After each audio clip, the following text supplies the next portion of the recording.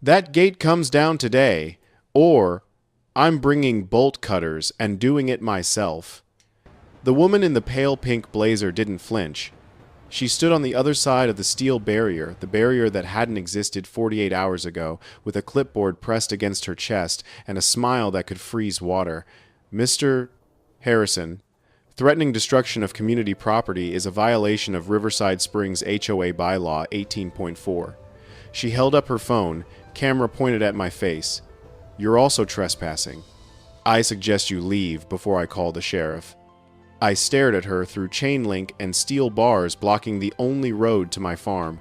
Behind me, my daughter Maya stood with arms crossed, jaw tight. My buddy Derek leaned against his truck, shaking his head. The gate gleamed in morning sun. Industrial-grade posts sunk in concrete. Digital keypad. Security camera. Even a sign. Riverside Access Management LLC. Authorized vehicles only. $150 month. 3 months of work. $15,000. Every stone laid with my own hands. And now this woman, who'd never stepped foot on a farm, who lived in a house with manicured lawns, and thought dirt was something you hired people to remove, thought she could lock me out with steel and paperwork. Mrs. Chen, I said, keeping my voice level, this road is on my property. You have no legal right. Actually, she interrupted, that smile never wavering. According to our updated community covenant, any access route intersecting Riverside Springs requires HOA approval and maintenance fees. You failed to secure approval. This gate stays until you comply. My hands clenched. Not from anger, though God knows there was plenty, but from something older. Something that tasted like the dirt my father used to bring home on his boots. The same dirt my grandfather worked until his hands bled. The dirt that 3 generations of Harrisons had stood on and said, "This is ours. We earned this." And now a woman with a clipboard was telling me I needed permission to reach it. 72 hours, I said quietly. After that, I'm calling my lawyer, the county, and anyone else who'll listen. Victoria Chen's smile cracked, just slightly. The HOA has very deep pockets, Mr. Harrison. Do you? She turned and walked away, heels clicking like a countdown timer. Maya came up beside me. Dad, what are we going to do? I didn't answer. I just stood there, remembering the last time someone asked me that question. 5 years ago. Hospital room. My wife Sarah holding my hand, her grip already weak, her voice already fading. Cancer. Stage 4. 6 weeks from diagnosis to the day she stopped breathing. Promise me something, she'd whispered. Don't let them take the farm. Don't let Maya grow up thinking you can't fight back. I'd promised. And then I'd left my corporate engineering job, moved back to the land my father left me, and spent 5 years learning how to be a farmer because that's what you do when you make a promise to someone dying. The farm was all I had left of Sarah's faith in me, and I'd be damned if I'd let Victoria Chen take it. What we're going to do, I finally said, is fight the right way, the legal way, the way that ends with her in handcuffs and that gate in a scrapyard. I pulled out my phone and started taking pictures. Not just of the gate of everything, the fresh concrete, the property line markers, the survey stakes I'd placed 3 months ago showing where my land ended and the county easement began, because Victoria Chen had just made the biggest mistake of her tenure as HOA president. She declared war on someone who knew how to document everything. 3 months earlier, I'd been sitting at my kitchen table at 2 a.m., staring at a pile of unpaid invoices that made my stomach turn. The farm was bleeding money, not because the crops were bad, we'd had a decent harvest, but because I couldn't get them to market on time. The only road to my property ran through Riverside Springs, a suburban development that had sprouted up 5 years ago like a tumor on the edge of farm country. For years, I'd driven through without issue. Then Victoria Chen became HOA president. Within 2 months, she'd banned agricultural vehicles from using community roads between 6 a.m. and 6 p.m., which meant I couldn't haul equipment, deliver produce, or transport supplies during the only hours that mattered. When I'd tried to negotiate, she'd given me that same smile. Community standards must be maintained, Mr. Harrison. No exceptions. So I'd started making runs at dawn and midnight, fitting a full day's work into the few hours the HOA allowed me to exist. But farms don't run on HOA schedules. Crops don't wait. Markets don't wait. I was losing contracts, missing deliveries. Watching 5 years of work circle the drain because someone with a clipboard decided my livelihood was less important than suburban quiet. That night, staring at those invoices, I heard Sarah's voice in my head. Don't let them take the farm. That's when I remembered the old county road. Behind my back 40 acres, there was a strip of abandoned right-of-way, an old service road from the 1,960 seconds that the county had stopped maintaining decades ago. Half ran across my property. The other half was public easement. The road was buried under 20 years of brush and thorns. But it was there.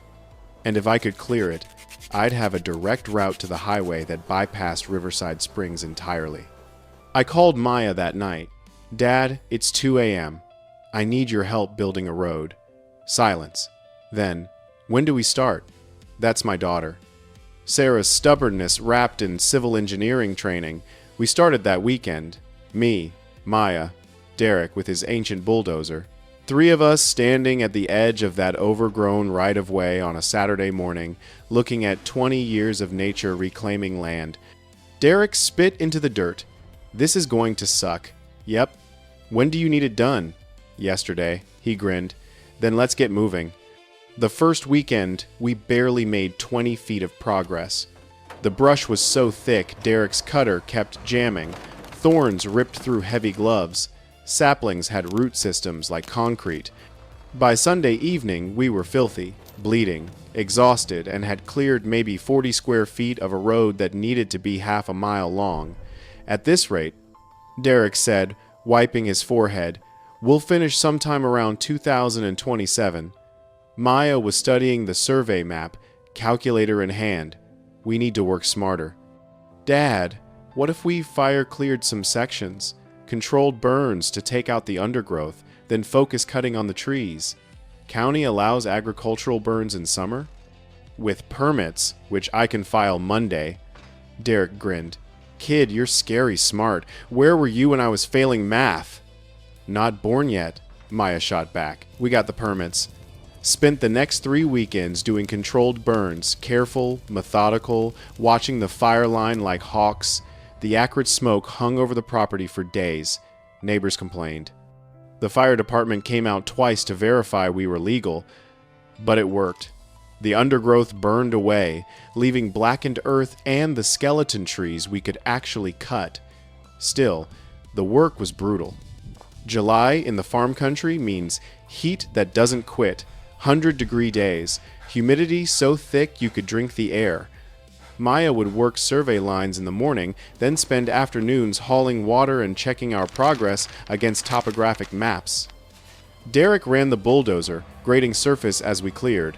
The old case dozer he'd bought at auction was temperamental, broke down twice, forcing us to lose whole weekends to repairs. He'd curse at it in Spanish and English, sometimes making up entirely new languages just to properly express his frustration. I did the hauling. Gravel from the quarry, 18 miles round trip, truck groaning under the weight, 7 tons per load, 43 loads total. Each time, I'd drive past Riverside Springs and feel Victoria's invisible eyes, watching, judging, planning. One Saturday in August, I was spreading gravel when Maya called me over to where she'd been surveying drainage angles. Dad, we have a problem. My stomach dropped. What kind of problem? She pointed at the ground. This section here? It's lower than I thought. When the spring rains come, water's going to pool here and wash out the whole road. Can we grade it higher? Not without pulling up everything we've already laid. We'd need to dig deeper, put in a culvert system, re-pour the base layer. I looked at the section in question. 3 weeks of work. Hundreds of dollars in gravel. All of it needing to be torn up and redone. How long to fix it? Maya did mental math. 2 weekends, maybe 3. Derek had walked over, catching the tail end of the conversation. Or we risk it. Hope the drainage holds. I thought about that, about cutting corners, about Sarah, who used to say, the only thing worse than doing hard work was doing it twice because you did it wrong the first time. We do it right, I said, even if it takes longer, Maya smiled.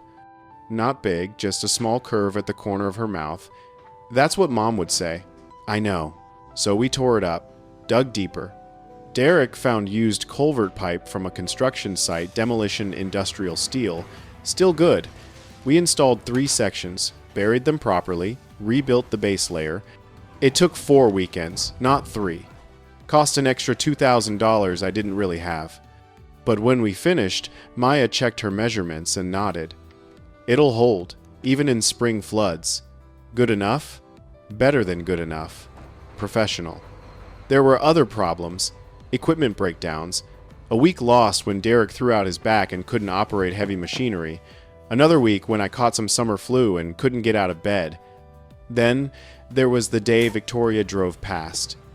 We were working on a Saturday, mid-September, when I heard the car slow down on the county road. Looked up to see a silver Mercedes idling, driver's window down, Victoria staring at our work. She didn't say anything, didn't wave, didn't acknowledge us. Just sat there for maybe 90 seconds, her expression unreadable behind designer sunglasses. Then she drove away. That felt ominous, Derek muttered.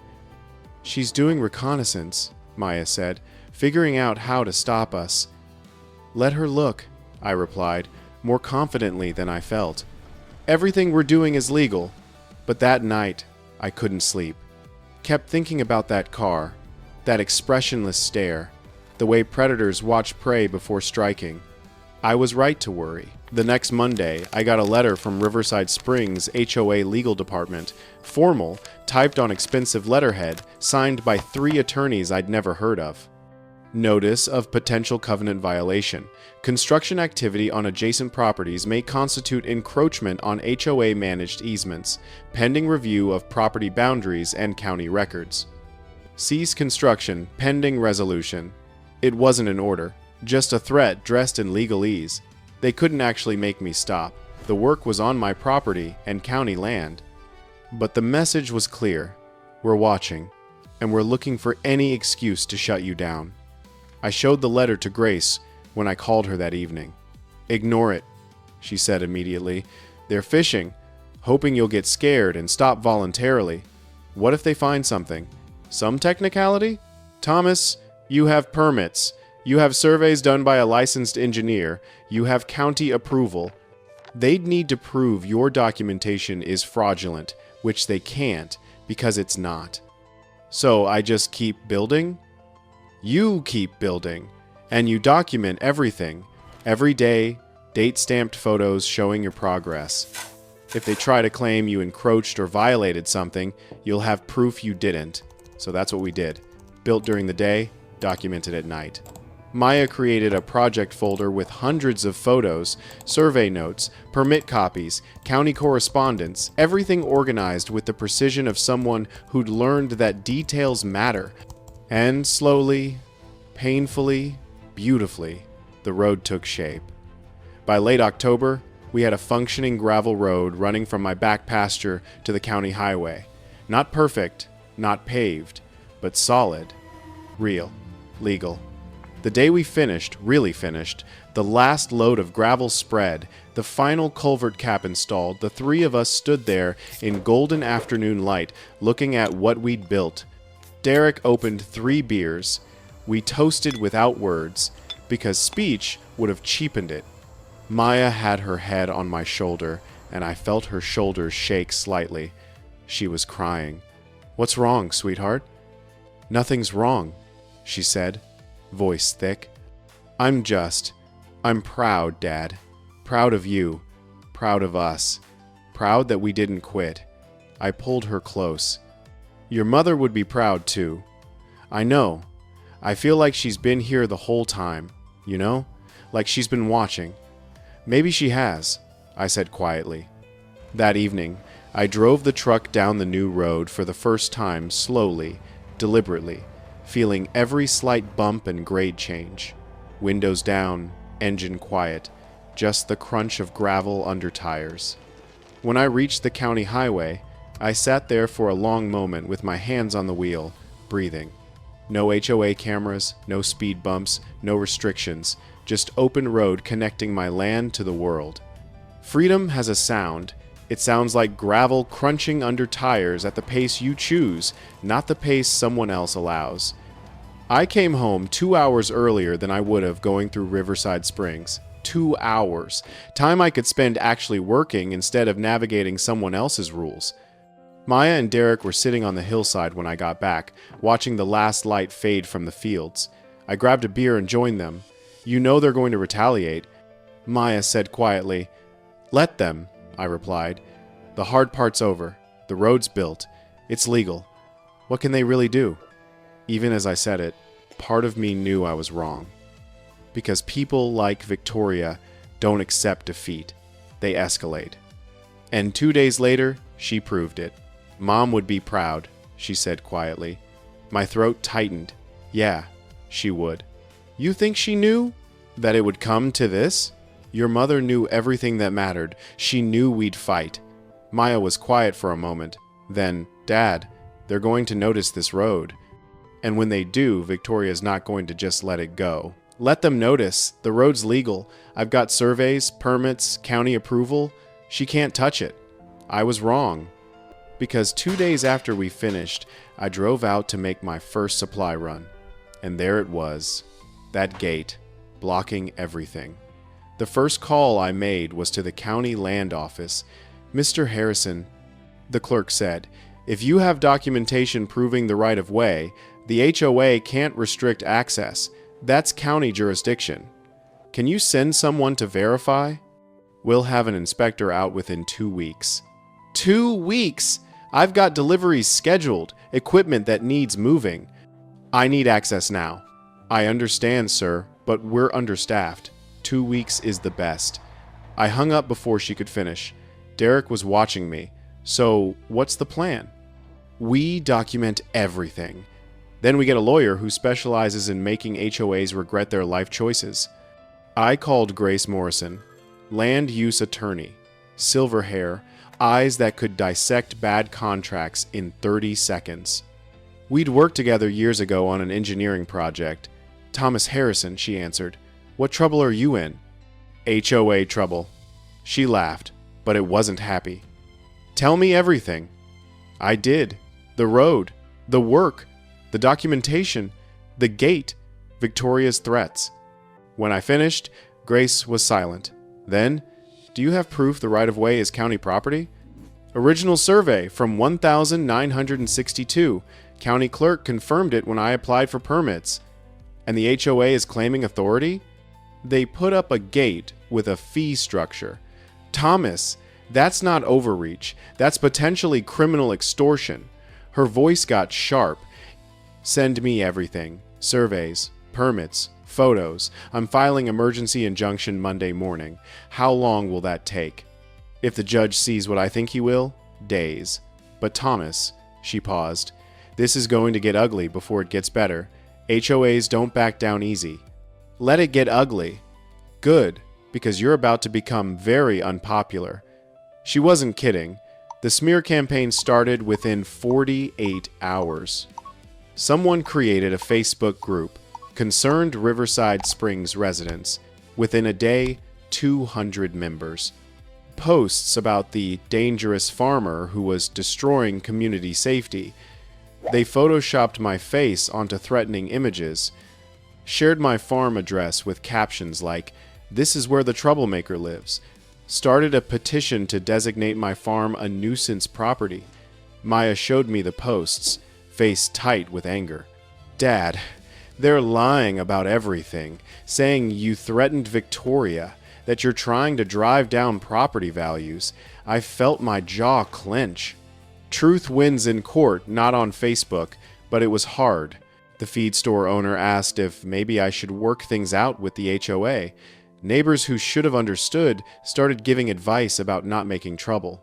Just pay the fee, one old farmer told me. It's not worth the fight. It's not about the fee, I said. It's about Victoria Chen thinking she can extort people who don't even live in her development. He shrugged. Pick your battles. But this wasn't about picking battles. This was about whether I was going to honor a promise made to a dying woman or let someone with a clipboard decide my life wasn't worth protecting. Then things escalated. I came out one morning to find construction debris blocking my road entrance. Broken concrete, twisted rebar, piles across the only way in. 6 hours with the tractor to clear it. Next night, someone cut my fence. Cattle on the highway. Half the night rounding them up, praying none got hit. Morning after that, graffiti on my barn. Leave. Maya was scared. Derek was furious. And I was starting to understand that Victoria wasn't defending HOA rules. She was sending a message, fight me, and I'll destroy you. But she'd pushed too far. Because now I had evidence of harassment, vandalism, criminal intimidation. When Grace filed that injunction, we weren't just asking for the gate to come down. We were building a case that would expose everything Victoria had done. Then came the moment I nearly broke. It happened on a Tuesday, 3 weeks after the gate went up. I was in the barn, trying to repair a tractor that had thrown a belt when my phone rang. Unknown number. Mr. Harrison, this is County Agricultural Services. We've received a complaint about unsanitary conditions on your property. We need to schedule an immediate inspection. My blood went cold. What complaint? Anonymous report citing livestock health violations, improper waste management, and potential groundwater contamination. That's a lie. My farm passed inspection 6 months ago. Nevertheless, we're required to investigate. If we find violations, we may need to suspend your agricultural permits pending remediation. I sat down hard on a hay bale. Without those permits, I couldn't sell crops. Couldn't operate. The farm would be functionally dead. This was Victoria's nuclear option. If she couldn't block my road, she'd kill my farm another way. When I hung up, my hands were shaking. Not with fear, with rage, so pure it felt like something breaking inside my chest. I walked out of the barn. Maya was by the fence, checking irrigation lines. Dad? What's wrong? I told her. Watched her face go from confusion to fury. She's trying to destroy us? Maya said, voice shaking. Not just block the road, destroy everything. I know. So what do we do? I looked at my daughter, this 23-year-old who'd spent weekends building a road instead of living her life, who'd endured online harassment and threats, who'd stood by me through everything, and I felt something crack. I'm going to cut that gate down. I said, tonight, bolt cutters. Done. Maya grabbed my arm. Dad, no. That's exactly what she wants. You do that. You become the dangerous farmer. You prove every lie she's told. I don't care anymore, Maya. I'm tired. I'm done playing by rules that only apply to me. But Mom, your mother is dead. The words came out harsh, louder than I meant. She's been dead 5 years, and I've been holding on to her promise like it's the only thing keeping me human. But maybe she was wrong. Maybe some fights you can't win the right way. Silence. Maya's eyes glistened. Then she said, voice steady, Mom wasn't wrong. You are. Because the second you pick up those bolt cutters, you're not fighting for the farm anymore. You're fighting like someone who's already lost. The words hit like a slap. I sat down on the porch steps, head in my hands. Maya sat beside me. I'm scared, Dad. I'm scared she's going to win. That everything we built doesn't matter. That being right doesn't matter if the other side has more money and fewer morals. Me too, I admitted. I'm terrified. So what do we do? I thought about Sarah. Not the dying version in that hospital bed, but the woman I'd married, fierce, stubborn, unwilling to compromise when something mattered. We trust Grace. I finally said, we document the harassment. We let the law work, and we remember that every time Victoria escalates, she's creating evidence we can use against her. Maya nodded. Then, quietly, Dad, I'm glad you didn't cut the gate. Me too, sweetheart. Me too. That night, I didn't sleep. I lay awake thinking about how close I'd come to throwing away everything we'd fought for, how Victoria had nearly won by pushing me past my breaking point, but she hadn't, because Maya had pulled me back, just like Sarah would have. The inspection happened 3 days later. County officials spent 4 hours going through my farm. When he left, he said, "Mr. Harrison, whoever filed that complaint either lied or doesn't know the first thing about agriculture. Your operation is cleaner than most in this county. Will you put that in writing?" Already did, and I flagged the complaint as potentially malicious. If we get another false report about this property, we'll investigate who's filing them. One more piece of evidence. One more nail in Victoria's coffin. The hearing was set for a Tuesday morning, 3 weeks later. Gray skies, cold wind, the kind of weather that makes everything heavier. Grace met me on the courthouse steps, carrying a briefcase that looked older than both of us. "You ready?" "As I'll ever be." "Good. Because Victoria's going to have expensive lawyers. They'll try to make you look unreasonable, dangerous, unwilling to compromise. Don't take the bait." Inside, the courtroom was smaller than I expected. Wood paneling, fluorescent lights, that government building smell. Victoria sat across the aisle with 3 attorneys in matching suits. She wore navy today, no pink, and an expression of calm confidence. The judge entered. Older woman, gray hair, reading glasses. Looked tired of this before it even started.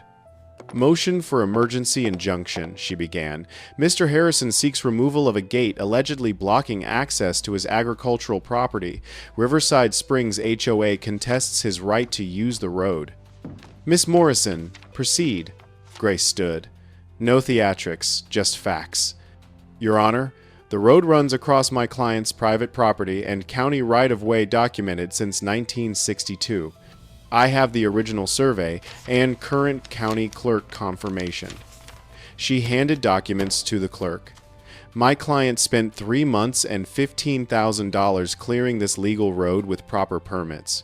The HOA has no jurisdiction over county property, yet they installed a gate, imposed fees, and are preventing Mr. Harrison from accessing his farm."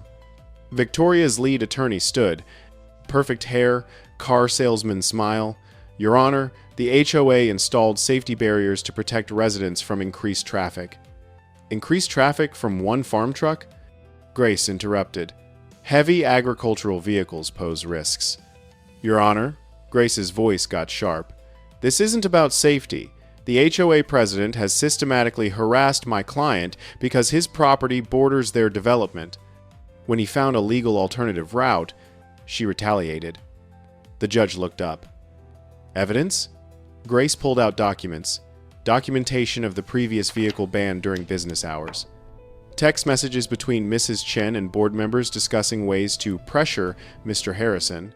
Photos of vandalism on his property that began after road construction. And this, she placed another document down carefully. A false agricultural complaint filed anonymously 3 weeks ago, traced to an IP address registered to Mrs. Chen's home. The courtroom went quiet. Victoria's composure cracked. One attorney whispered urgently in her ear. The judge examined documents in silence.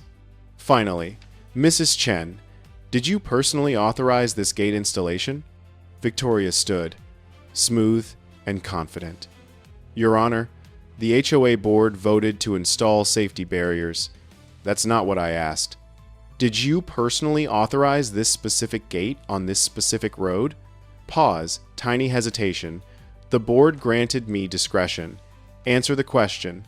Victoria's jaw tightened. "No, Your Honor, the board was not informed of this specific installation.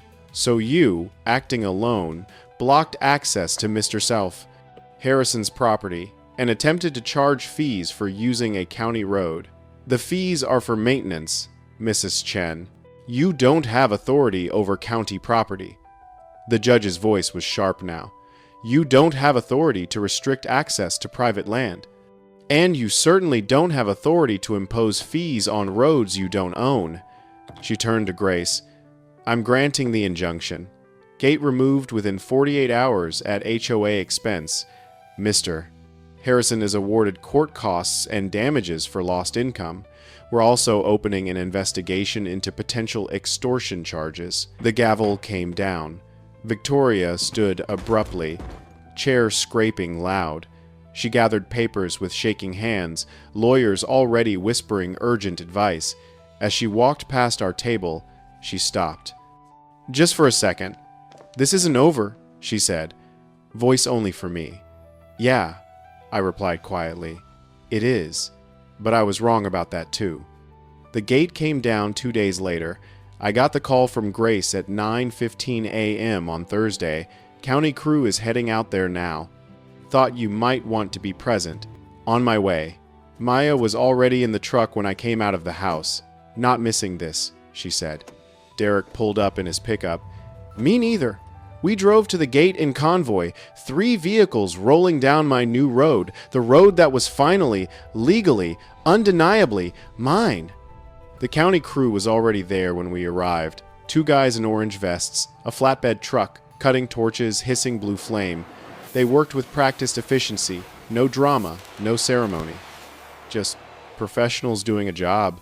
The first cut sent sparks showering across the pavement. The sound of metal surrendering, that high-pitched shriek of steel being severed, felt like something breaking open in my chest.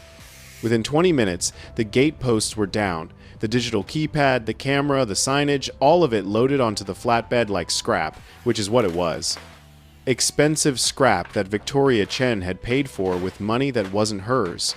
The older of the 2 workers, a man with gray stubble and calloused hands, walked over, wiping his forehead. "That's it," he said simply. "Road's clear." "Thank you," I managed. He nodded. "For what it's worth, my brother's a farmer down in Polk County. Had similar trouble with a development HOA a few years back. Didn't have the resources to fight it. Lost his property access. Had to sell the farm." His eyes met mine. "What you did here, fighting back, documenting everything, making them play by the rules that matters, not just for you." Then he climbed back in the truck and drove away, taking the gate with him. For a long moment, the 3 of us just stood there looking at empty road, no barrier, no restriction. Just open pavement leading to my farm. Maya broke the silence. "I need to take a picture." "Why?" "Because someday, when I have kids, I want to show them what their grandfather built. And I want to explain that freedom isn't something you're given. It's something you defend." She pulled out her phone and took photos from multiple angles. Not just of the road, but of Derek and me standing there, of the property line markers, of the gravel surface we'd laid with our own hands. "Derek," she said, "get in the shot." "I didn't do anything," he protested. "You did everything," I corrected. "You showed up. You worked. You stood with us when it would have been easier to stay out of it." He shrugged, embarrassed, but stepped into frame. Maya took the photo. Then she sent it to me and Derek with a simple caption: "The gate is gone. The road is ours. The 9th of November 2025. That afternoon, my phone started ringing. First, the local paper wanting an interview. Then a farming advocacy group. Then a regional news station. Word was spreading fast. Farmer beats HOA. Gate comes down. Potential criminal charges pending. I declined most interviews. Told them to talk to Grace, who knew how to handle media without saying something that could be used against us later. But I did agree to one interview. Small local radio station, family owned, the kind of place that actually cared about rural communities. The host, a woman named Sarah Pierce, asked thoughtful questions that weren't designed to create drama. "Mr. Harrison, what would you say to other property owners facing similar situations with HOAs?" I thought about that, about the nights I couldn't sleep, about Maya's faith and Derek's loyalty and Sarah's promise. "Document everything," I finally said. "Every interaction, every restriction, every conversation, because in court, documentation beats emotion every time. And find people who'll stand with you, family, friends, lawyers, who believe in what you're fighting for. You can't do it alone." Do you regret the fight? I regret that it was necessary. I regret that someone in a position of authority chose control over fairness. But I don't regret fighting back, because the alternative was giving up everything my family built. The interview aired that evening. By the next morning, I had 37 voicemails from people around the state, farmers, small business owners, homeowners, all dealing with similar HOA overreach, all asking for advice, all looking for hope that fighting back was possible. I couldn't help them all, but I connected them with Grace, who was building a network of attorneys specializing in HOA disputes, and I shared my documentation process, my timeline, the mistakes I'd made, and lessons I'd learned. Because if Victoria Chen taught me anything, it was that bullies with clipboards only win when good people don't know how to fight back.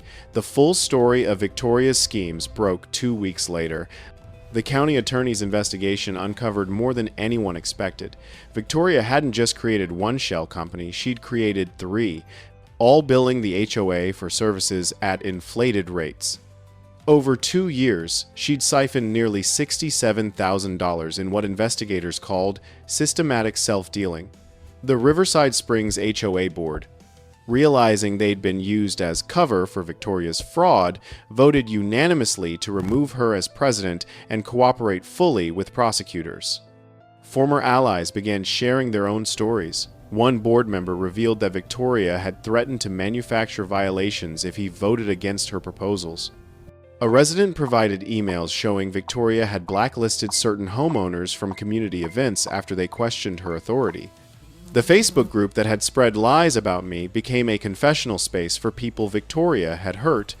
Dozens of stories, small cruelties, arbitrary fines, reputations damaged, lives disrupted.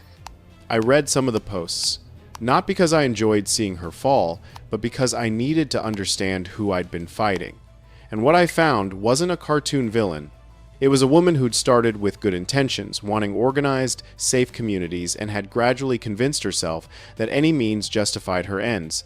Power hadn't corrupted Victoria. It had revealed what was already there, the belief that she knew better than everyone else, and that disagreement was the same as disobedience. The trial was set for March 2025. Charges included fraud, extortion, and criminal misuse of position. Victoria pleaded guilty to avoid jail time, accepting 3 years probation, full restitution, and permanent ban from HOA leadership in the state. On the day the plea was announced, Grace called me. "It's done," she said. "Victoria's finished. The HOA is reforming its bylaws, and your legal bills are covered by the damages award. How much did we actually win?" "Enough. Court costs, your lost income during the gate period, punitive damages for the harassment. After my fees, you're clearing about $40,000. I sat down slowly. $40,000. Enough to upgrade equipment, enough to put away for Maya's future, enough to prove that fighting the right way, the legal way, could actually work. Grace, I don't know how to thank you.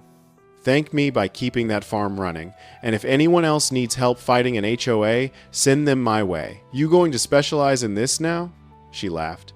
"Thomas, I've gotten 17 inquiries in the past month from people dealing with HOA abuse. There's a market for attorneys who'll fight these battles. And after seeing what Victoria Chen did and what you did in response, I think I found my late career calling." That evening, I walked down to the road I'd built, the road that had cost so much more than money. The gravel gleamed in sunset light, every stone a testament to stubborn refusal to quit. I walked the full half-mile from my back pasture to the county highway, feeling the surface under my boots. Solid, real, permanent. At the highway junction, where my road met the public road, the county had installed a small green sign. Harrison Access Road, Private Farm Road, County Easement. Simple, official, true. I stood there for a long time, watching trucks pass on the highway, feeling wind move across the fields, listening to the quiet sounds of evening settling over land that was mine. Not because Victoria Chen gave me permission, not because an HOA approved it, but because I'd done the work, documented the rights, and refused to let someone else's interpretation of power become my reality. This was freedom. Not the dramatic kind, not the loud kind. Just the simple, hard-earned right to work your own land on your own terms. I pulled out my phone and took one last photo. The road stretching away into golden light. The fields on either side. The farm buildings visible in the distance. Then I texted it to Maya with a message. Your mom was right. Some things are worth fighting for. Her response came immediately. She usually was. Love you, Dad. I walked back home as stars began appearing in the darkening sky, and for the first time in 6 months, I felt something that had been absent for so long I'd almost forgotten what it felt like. Peace. Not the absence of conflict, the presence of resolution, the knowledge that when something mattered enough, when the cause was just enough, when you were willing to do the work and pay the cost, you could win. Not always, not easily, but sometimes, and sometimes is enough. Thomas, we have a problem. My stomach dropped. What now? Victoria Chen has filed a countersuit, claiming you damaged HOA property, caused emotional distress, and defamed her character. She's asking for $500,000 in damages. I sat down slowly. She lost. The judge ruled against her. How can she? She can file whatever she wants. Whether it holds up is another question. But Thomas, Grace's voice was serious. This is a scorched earth move. She's trying to bury you in legal costs, even if she can't win. Can she do that? Technically, yes. Will she win? No. But defending against it will cost money you probably don't have. I thought about the farm, about 5 years of work, about Sarah's promise, about Maya's faith in me. How much to fight it? $50,000, maybe more. The number hung in the air like a death sentence. I don't have that, I said quietly. I know, which is why I've been making calls. There's a legal defense fund for farmers facing HOA harassment. I've submitted your case. And Thomas? Every news outlet in the state wants to interview you. This story farmer builds legal road. HOA president retaliates, then sues when she loses. It's gone viral. I don't want to be famous. You don't have a choice. Because the only way to beat Victoria now is to make this so public, so documented, so undeniably corrupt that she can't hide behind lawyers and procedure. That night, I sat on the porch, thinking about everything. The road, the fight, the cost. Maya came out and sat beside me. Grace called me too, she said, told me about the countersuit. I nodded. I've been thinking, Maya continued, about Mom, about what she'd say right now. What's that? That you already won. You built the road. You proved you could fight back. Walking away now doesn't make you weak. It makes you smart. Your mother never walked away from anything. No. But she always knew when to stop fighting the battle and start winning the war. I looked at my daughter. What are you saying? I'm saying maybe this isn't about the farm anymore. Maybe it's about making sure Victoria Chen can't do this to anyone else. And if that means interviews and publicity and turning this into something bigger than us, she shrugged. Then that's what we do. The next morning I called Grace back. Set up the interviews, all of them. If Victoria wants a public fight, let's give her one. The story exploded. Local news became state news, became national news. Farmer versus HOA, the battle for America's backbone. Every outlet wanted the same angle, hardworking family man versus power-hungry bureaucrat. Victoria's countersuit fell apart within a week. Her own HOA board, realizing the PR nightmare she'd created, voted to remove her as president and distance themselves from her actions. Then a Riverside Springs resident, someone who'd been uncomfortable with Victoria's tactics, came forward with evidence. Email threads showing Victoria had used HOA funds to create a shell company for installing gates and collecting fees. Bank records showing she'd pocketed nearly $30,000 over 2 years. The county attorney filed charges: fraud, extortion, misappropriation of funds. Victoria's perfect facade crumbled in spectacular fashion. The same Facebook group that had spread lies about me was now filled with former allies sharing their own stories of manipulation and abuse. Turns out I wasn't the only one she'd targeted, just the first one who fought back hard enough to expose her. The trial happened 6 months later. I didn't attend, didn't need to. Victoria pleaded guilty to avoid jail time. 3 years, probation, restitution, permanent ban from serving on any HOA board in the state. It should have felt like victory. In some ways, it did. But mostly, it just felt exhausting. Maya graduates from her engineering program next spring. She's already started a consulting practice specializing in rural land use issues, fighting for farmers, dealing with HOA creep. Derek still comes over most weekends. We sit on the porch, drink beer, watch the sun set over fields that are mine.